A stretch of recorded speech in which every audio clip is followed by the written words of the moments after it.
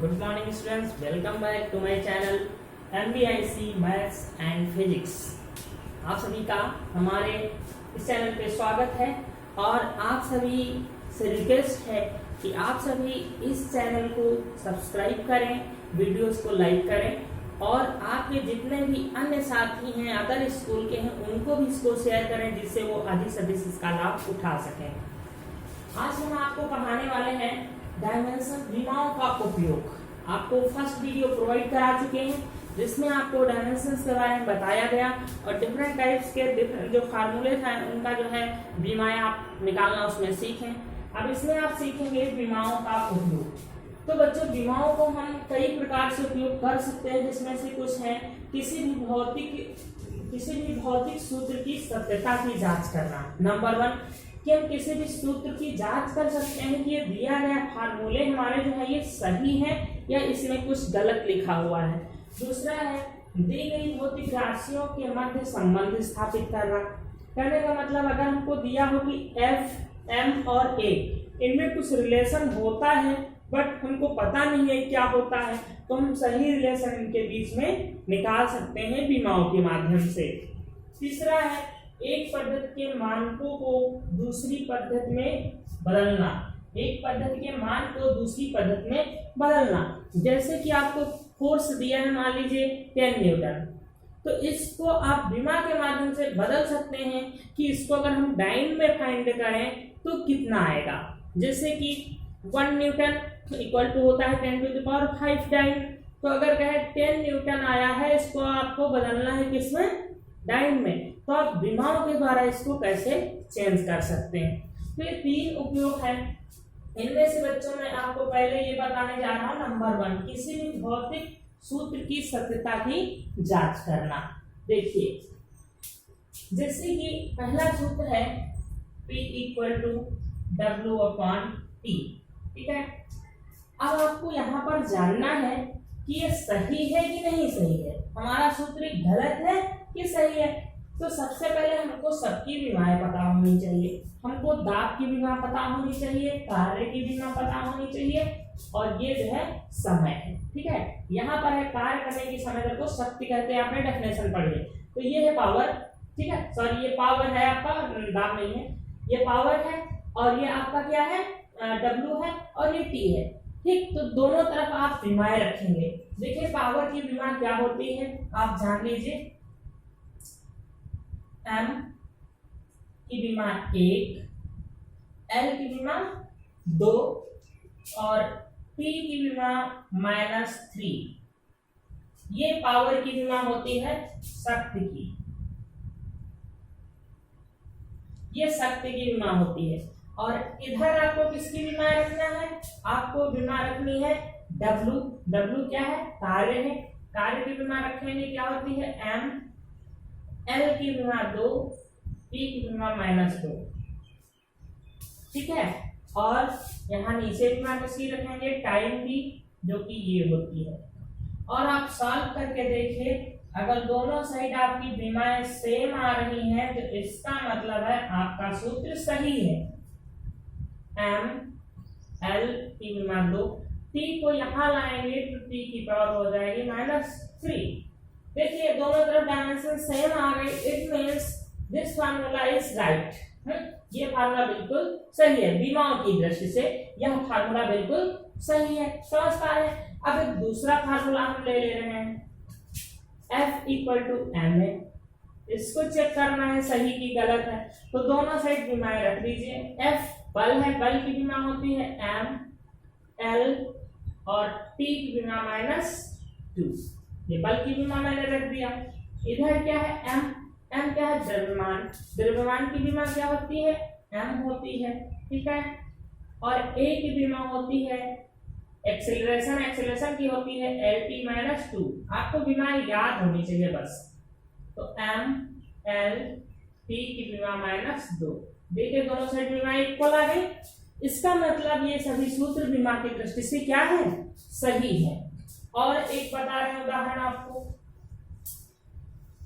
W ये work है, यहाँ पर वर्क = फोर्स × डिस्प्लेसमेंट, ये है यहाँ पर dimension of work M L square T minus to.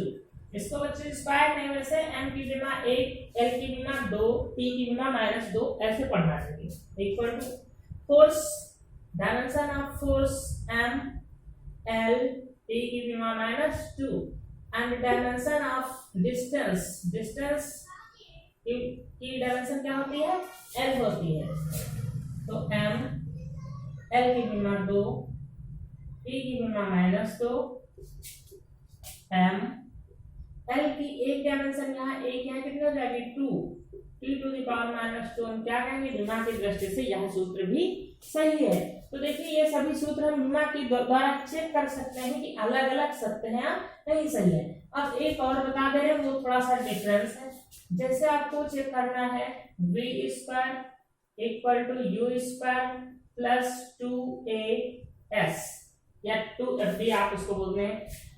ये क्या है, V square to U square plus 2as, ये क्या है, ये एक्सेलरेशन, ये जो है न्यूटन का गति से थर्ड समीकरण है, तीसरा समीकरण है। तो इसको चेक करना है सही है कि नहीं है। देखिए तो यहाँ पर आप इसकी डायमेंशन रखेंगे वेलोसिटी की, तो वेलोसिटी क्या है, वेलोसिटी वेग, इसका क्या होता है डायमेंशन lt -1 और इस पर होल ऑफ स्क्वायर लगा हुआ है।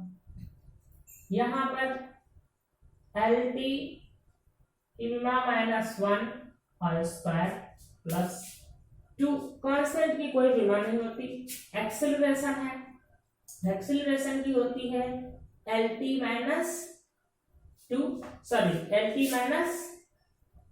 होती है, और नहीं बच्चों LT -2 होती है, एक्सेलरेशन है।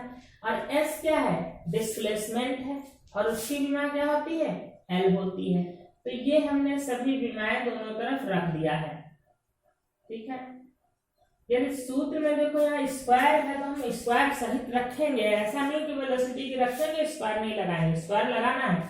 तो ये क्या हो जाएगी, देखो L की विमा 2, इसका मल्टीप्लाई कर दीजिए, T की विमा -2, L की विमा यहाँ पर भी आ गई 2 और T की विमा हो गई -2 प्लस, अब ये 2 हटा दीजिए, इसका कोई मतलब यहाँ पर नहीं होता है, ठीक है। और अगर लिखा भी हमने अभी दे रहे हैं तो आगे हटा देना है आपको 2।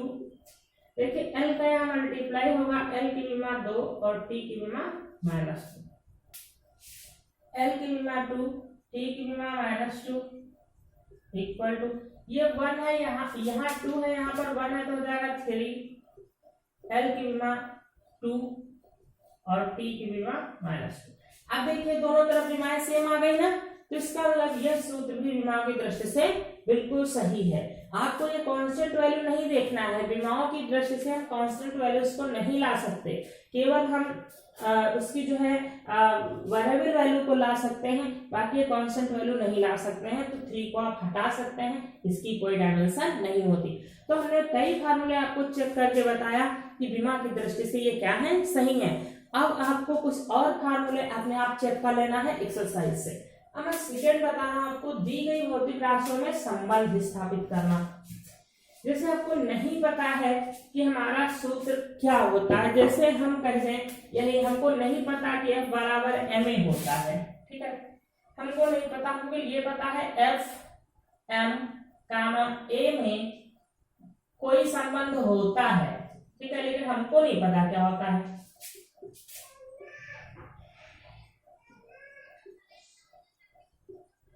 ये हमको इनमें संबंध स्थापित करना है, हमको नहीं पता इनमें क्या संबंध होता है, घोड़े में होते हैं कि बेटे में होते हैं, ऐसा हमको कुछ नहीं पता। तो हम ये मान लेते हैं जो F होता है ये M की विमा A पर और A की विमा B पर डिपेंड कर रहा है। हम ये लिख दे रहे हैं यहाँ पर कि जो बल F होता है ये M की विमा A पर और ये जो एक्सेलरेशन है इसकी विमा B पर डिपेंड करता है। अब यदि हमको यहाँ से A और B की वैल्यूज मिल जाए, रख दें, तो हमारा सही सूत्र स्थापित हो जाएगा। तो देखिए इधर हम F बल की विमा रख देंगे, ठीक है, बल की विमा क्या होती है M L T -2, इधर फोर्स की रख दिया, इधर M क्या है मास, इसकी डायमेंशन रख दिए हम कैपिटल M, ये स्मॉल m दिया था, कैपिटल M डायमेंशन है। और ये एक्सेलरेशन इसका होता है LT माइनस 2, ये बीमा होती है, इस पर पावर कितनी है, B है। समझिएगा ये डिफरेंट है उससे, थोड़ा सा डिफिकल्ट आपको लग सकता है। इक्वल टू, अब देखिए यहाँ पर M की बीमा क्या है, A, B को यहाँ पर मल्टीप्लाई करेंगे तो L की बीमा कितनी हो जाएगी, B, और यहाँ पर भी T की बीमा क्या हो जाएगी, माइनस का 2B। समझ पाए, हमने B को यहाँ भी मल्टीप्लाई किया, यहाँ भी मल्टीप्लाई किया। अब दोनों तरफ कंपेयर कर लीजिए, ठीक है। कंपेयर कैसे करेंगे, यहाँ M की बीमा एक है, A है, तो यहाँ M की बीमा कितनी है, देखिए तो A इक्वल टू क्या आ जाएगा, 1।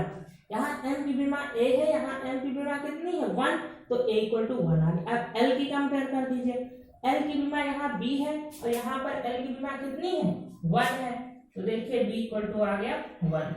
अब अगर यहाँ से भी कंपेयर करोगे तो देखो माइनस टू कैंसिल होकर के B इक्वल टू 1 ही बचेगा। तो दोनों तरफ बीमाओं की तुलना करने पर, यहाँ पर लिख लेंगे दोनों तरफ बीमाओं की तुलना करने पर, दोनों तरफ बीमाओं की तुलना करने पर, तो ये हमको प्राप्त हुआ, यह मान, इसको आप इक्वेशन नंबर 1 मान लिया करें, यह मान समीकरण 1 में रखने पर रख दीजिए यहाँ पर।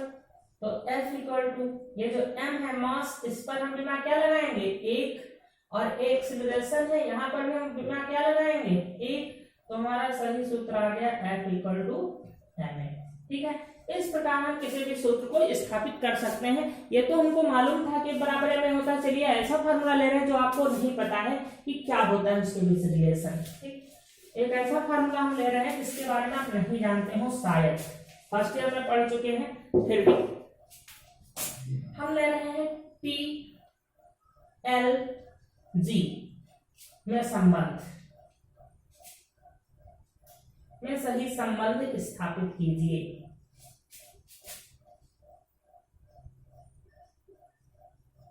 में सही संबंध स्थापित कीजिए। ठीक है, ये दूसरा पार्ट आप बच्चों पढ़ रहे हैं, दूसरे के उपयोग पढ़ रहे हैं, तो हमको नहीं पता है T, L और G पर किस प्रकार से निर्भर करता है, बट मुझे ये पता है T जो है ये समय है, L लेंथ है और G एक्सेलरेशन है। ये हमको सिंबल्स पता होने चाहिए कि ये है क्या, तभी ऐसा हो पाएगा।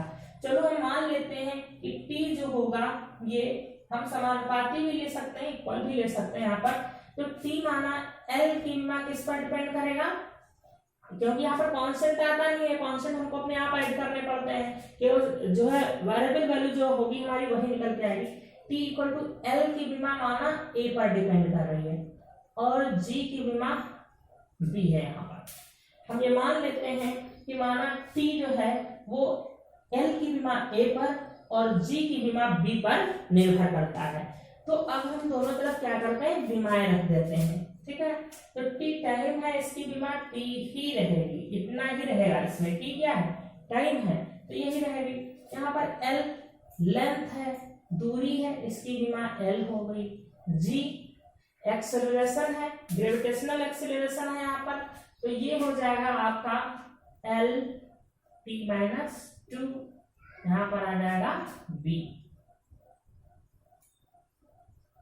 देखिए यहाँ L की बीमा कितनी है, A है, और यहाँ पर L की बीमा कितनी आएगी, B आएगी, और यहाँ पर T की बीमा माइनस 2B हो जाएगी, क्योंकि ये बीमा इस पर घात पर मल्टीप्लाई होगी।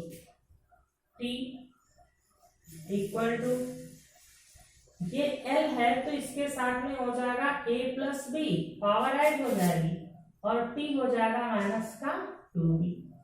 अब आप दोनों तरफ बीमाओं की तुलना करेंगे, दोनों तरफ बीमाओं की तुलना,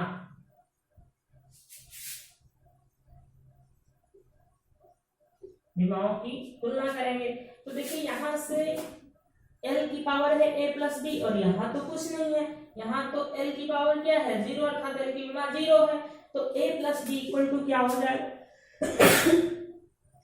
A प्लस B बच्चों क्या हो जाएगा, A plus B equal to 0 हो जाएगा। ठीक है, यहाँ पर टी की विमा क्या है -2b और यहाँ पर टी की विमा क्या है 1 है, तो क्या हो जाएगा -2b इक्वल टू 1, अर्थात b इक्वल टू आ गया -1/2। b की वैल्यू निकल आई, b की वैल्यू आप इसमें पुट अप कर दीजिएगा तो a बराबर आ जाएगी कितनी 1/2। अब यह मान कहाँ रख देंगे, यह मान समीकरण 1 में रखने पर 1 में रख दीजिए, ये इक्वेशन नंबर 1 में, तो क्या आ जाएगा t इक्वल टू L की विमा कितनी रखेंगे a, तो a की वैल्यू कितनी है 1/2 और g की विमा कितनी है b और b की वैल्यू क्या आई है -1/2। तो t इक्वल टू L को देखो ऊपर ही रखोगे, g को जब नीचे लाओगे तो g की विमा भी क्या हो जाएगी, यहाँ पर पॉजिटिव हो जाएगी 1/2 पॉजिटिव हो जाएगा। अब ये ऊपर भी 1/2 पावर है, नीचे भी 1/2 है, तो इसको हम अंडर रूट में लिख सकते हैं L/G। तो t इक्वल टू आ गया L/G आ गया ना। और बच्चों ये फार्मूला आप पढ़ चुके हैं, बस अंतर इतना है कि यहाँ पर कांस्टेंट नहीं है जो कि होता है 2 अंडर रूट L/G। ये फार्मूला आप पहले पढ़ चुके हैं फर्स्ट ईयर में, तो ये वही फार्मूला है t equal to 2 under root L/G। 2 constant होता है, उसका हम विमा में अध्ययन नहीं कर सकते, अर्थात विमाओं की दृष्टि से 2 हम नहीं ला सकते। यही कारण है कि यहाँ पर हम समानुपाती का चिन्ह अक्सर लगा के हमको चलना चाहिए, क्योंकि जिन फार्मूलों में कांस्टेंट कोई ना कोई होता है वो निकल करके आ जाता है, ठीक है। बट ये भी आप कर सकते हैं क्योंकि सभी फार्मूले में कांस्टेंट नहीं आता है, तो आप ये भी कर सकते हैं, आपका ये भी यहाँ पर सही होता है। तो इस प्रकार से आपने देखा 2 फार्मूलों में मैंने संबंध स्थापित करके बताया। अब आप इसका P इक्वल टू W/T, इसका और एक आप ये पावर है और ये P इक्वल टू F/A, ये यहाँ पर प्रेशर है, दाब है, ये बल है, ये क्षेत्रफल है, इसका भी इन 3 के बीच आप संबंध स्थापित करके देखेंगे, इस प्रकार से सही संबंध आ जाता है, तो आप समझिए ये 2 मेथड सीख चुके हैं, ठीक है। थर्ड मेथड हम नेक्स्ट वीडियो में आपको बताएंगे। ओके।